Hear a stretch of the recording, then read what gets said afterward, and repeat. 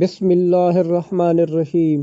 ابو سعید خدری رضی اللہ تعالی عنہ نے بیان کیا کہ نبی کریم صلی اللہ علیہ وآلہ وسلم نے فرمایا، راستوں میں بیٹھنے سے بچو۔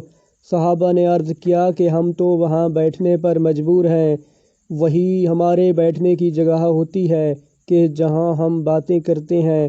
اس پر آپ صلی اللہ علیہ وآلہ وسلم نے فرمایا کہ اگر وہاں بیٹھنے کی مجبوری ہی ہے تو راستے کا حق بھی ادا کرو۔ صحابہ نے پوچھا، اور راستے کا حق کیا ہے؟